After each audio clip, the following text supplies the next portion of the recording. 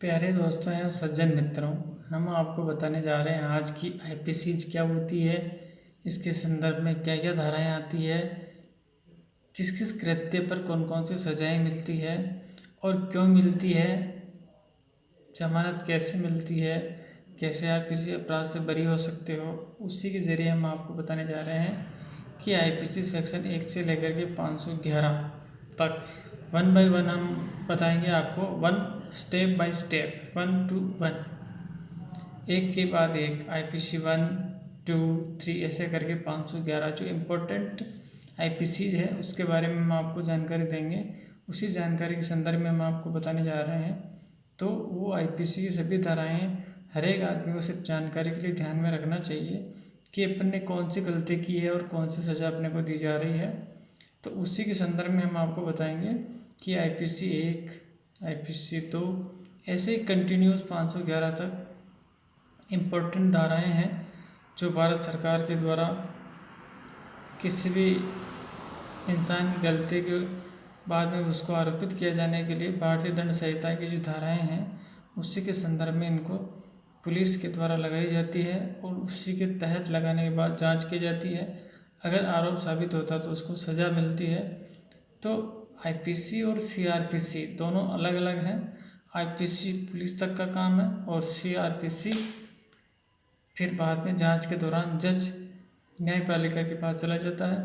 Police सिर्फ जांच मतलब कानून के नुमाइंदे हैं जो कि एक उचित व्यक्ति को न्याय मिल सके और अच्छी जानकारी और अच्छी रिसर्च करके उचित व्यक्ति के खिलाफ उचित न्याय और गलत व्यक्ति के खिलाफ गलत न्याय की जो उचित रिपोर्ट कोर्ट में पहुंचा सके। उसी के लिए भारत सरकार ने भारतीय संविधान के तहत बनाया गया है आईपीसी एवं सीआरपीसी और बहुत सारे ऐसे धाराएँ एवं एक्ट एवं कानून हैं जो हमने हमारे वीडियो पे दिए हैं। Thank you sir very much, thank you very much. बने रहिए हमारे साथ और ऐसी ही सारी जानकारी हम आपको देते रहेंगे। वेलकम हमारे चैनल पर सभी को एवं सब्सक्राइब करते रहिए। Thank you very much. मेरे प्यारे दोस्तों एवं सज्जन मित्रों, हम बताने जा रहे हैं आपको भारतीय दंड संहिता का संक्षिप्त रूप का आशय ये है कि हम ये सिर्फ जानकारी के लिए दे रहे हैं और कौन सी धारा कौन सी आईपीसी सेक्शन किस सज़ा के लिए कितना जुर्माना और कितनी सज़ा हो सकती है, उसके लिए कौन सा सेक्शन लगेगा, कौन सा कृत्य रहेगा और कौन सी सज़ा रहेगी, उसके बारे में हम आपको बताने जा रहे हैं। बताने से पहले हम बता देते हैं कि ये सिर्फ जानकारी के लिए है, बाकी केस के ऊपर डिपेंड करता है। तो न्यायपालिका है उसके ऊपर डिपेंड करता है कि सबूत कितने मजबूत हैं, अपराधी कितना मजबूत है, अपराधी के खिलाफ कितना एविडेंसेस हैं, उसके ऊपर डिपेंड करता है।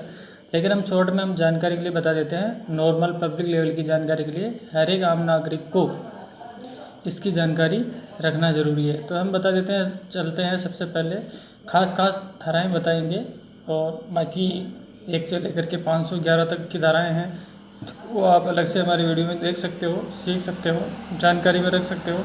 तो हम बता देते हैं सबसे पहले कि जुआ अगर खेलते हुए कोई पाया गया, जुआ और सट्टा लगाते हुए, तो आईपीसी सेक्शन 13 के तहत 1 वर्ष की सज़ा और 1000 रुपये तक का जुर्माना हो सकता है। चलिए आगे सर।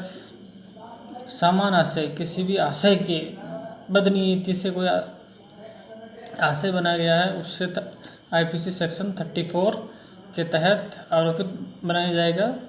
पुलिस डिपार्टमेंट 34 धाराएँ ज़्यादा यूज करती है। किसी आशय से कोई आशय बनाया आपने, उस आशय की पूर्ति नहीं की, आपकी नीयत में खोट, कुचेष्टा, बदनीयती से अगर किया है आपने, वो समान आशय रहता है।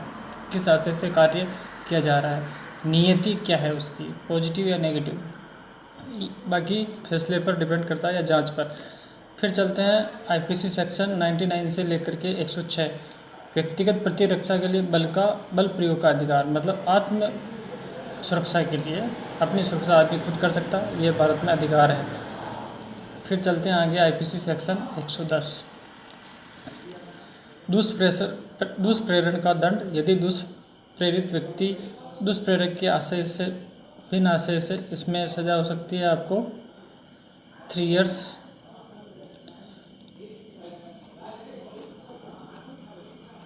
फिर चलते हैं आगे। षड्यंत्र अगर कोई रच रहा है, साजिश के तहत कोई काम किया जा रहा है, वो भी बदनीयती से, अनजाने में हुआ वो अलग बात है, वो एविडेंस पे डिपेंड करेगा। लेकिन बदनीयती से साजिश के तहत कोई कार्य तो आईपीसी सेक्शन 120 के तहत जांच की जाएगी और उसी के तहत आगे कार्रवाई की जाएगी। फिर चलते हैं आगे आईपीसी सेक्शन 141 विधि विरुद्ध जमाव, मतलब बिना परमिशन के जमावड़ा किया गया है तो उसमें आजीवन कारावास और जुर्माना दोनों हो सकता है। 147 बलवा करना आप समझ गए होंगे, संक्षिप्त में है ये शब्द। इसमें 2 वर्ष की सज़ा, जुर्माना दोनों हो सकता है।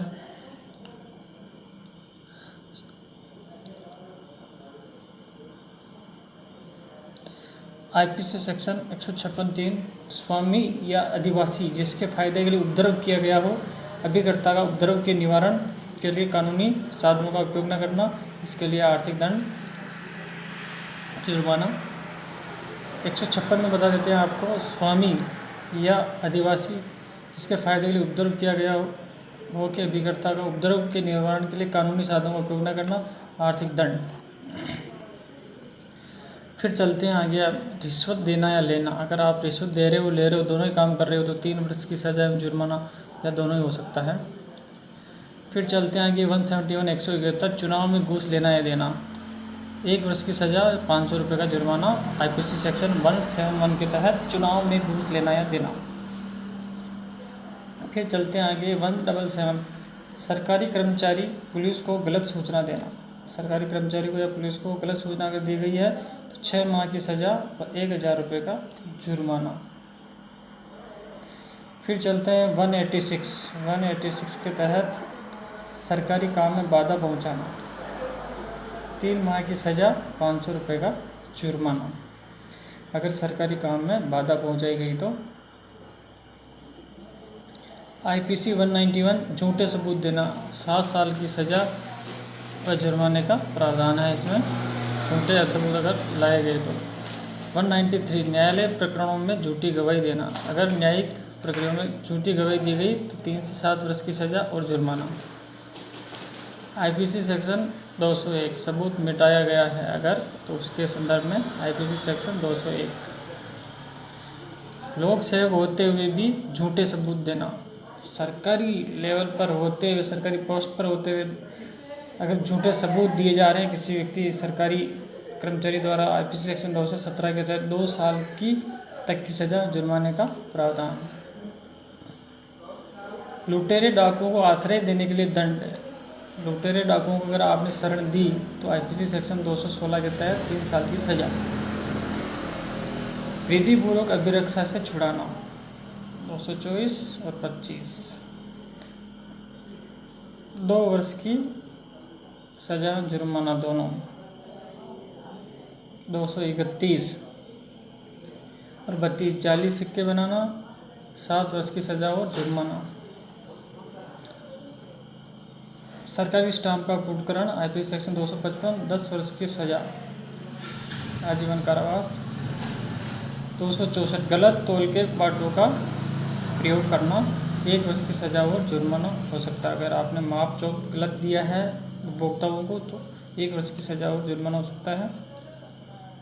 औषधि में मिलावट करना 267, अगर आपने किसी दवा में मिलावट करके दिया है तो 6 माह की सज़ा आपको हो सकती है, बाकी केस के ऊपर डिपेंड करता है।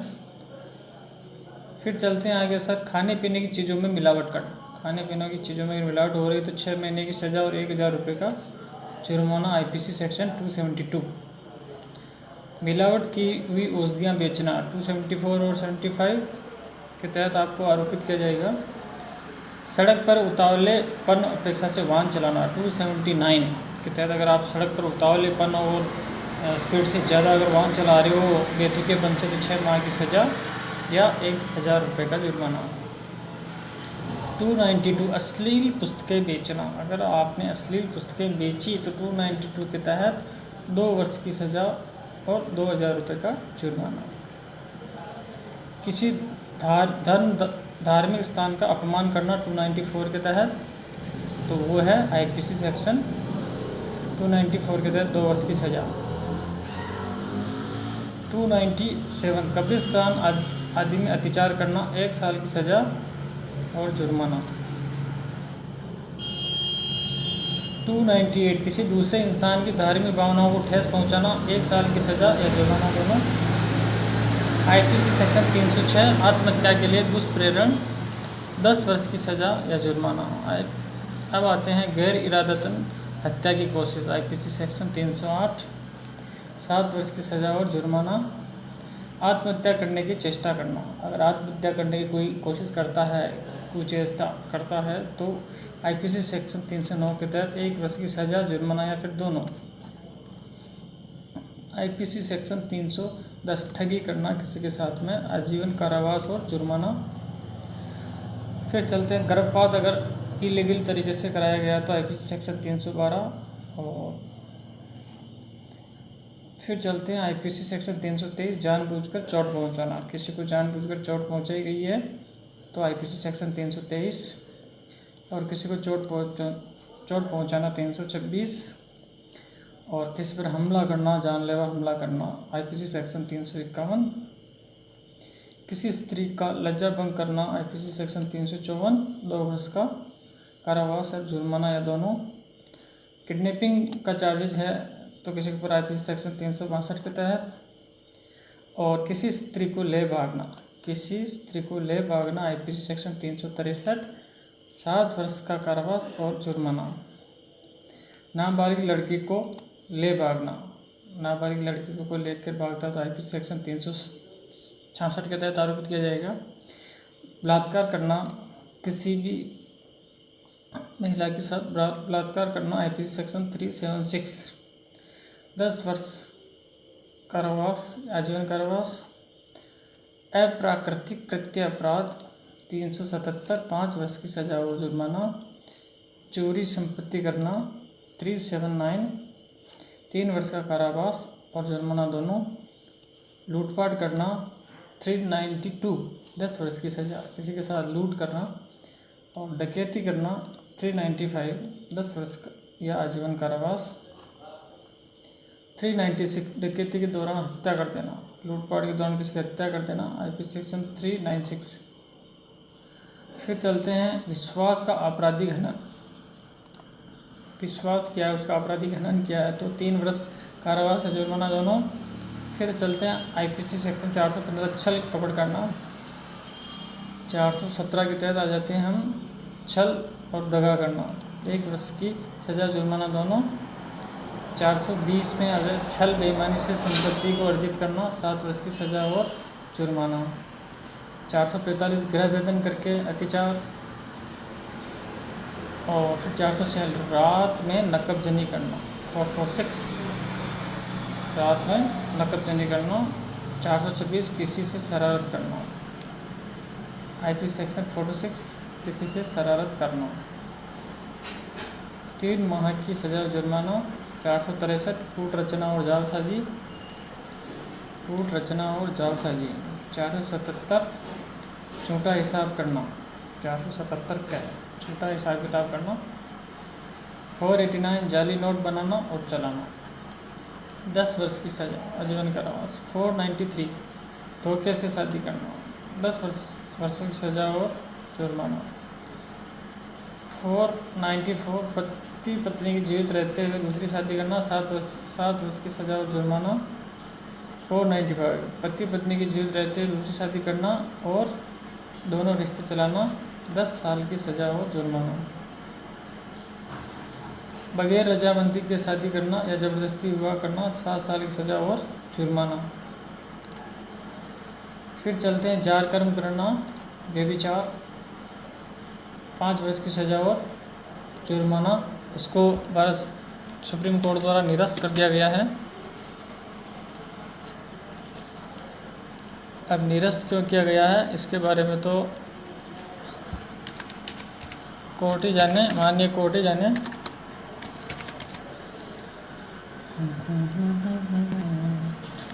निरस्त कर दिया गया है इसको अभी 2018 में। 5 वर्ष की सज़ा और जुर्माना होता था पहले, लेकिन अभी कोई भी औरत जो भी है, हम इसमें ज़्यादा डिटेल में नहीं जाएंगे, उसके लिए अलग से देख सकते हो आप। 498 विवाहित स्त्री को भगा कर ले जाना या धोखे से ले जाना, 2 साल का कारावास या जुर्माना अथवा दोनों। 499 मानहानि और 499 के बाद में 500 मानहानि 2 वर्ष की सज़ा और जुर्माना। 506 आपराधिक धमकी देना, आपराधिक धमकी 506। स्त्री को अपशब्द कहना, अंग विक्षेप करना 509, सादा कारावास जुर्माना, आजीवन कारावास से दंडनीय अपराधों को करने के लिए प्रयत्न के साथ में दंड, आईपीसी सेक्शन 511। तो प्यारे दोस्तों, बने रहिए हमारे साथ, ऐसी जानकारी हम आपको देते रहेंगे और अच्छी जानकारी भी हम लाते रहेंगे। लेकिन एक बार शेयर, सब्सक्राइब, लाइक अवश्य करें और कोई इश्यू हो तो कमेंट करें। तो प्यारे दोस्तों, बने रहिए, सब्सक्राइब करना ना भूलें, ऐसी जानकारी हम आपको देते रहेंगे। Thank you very much.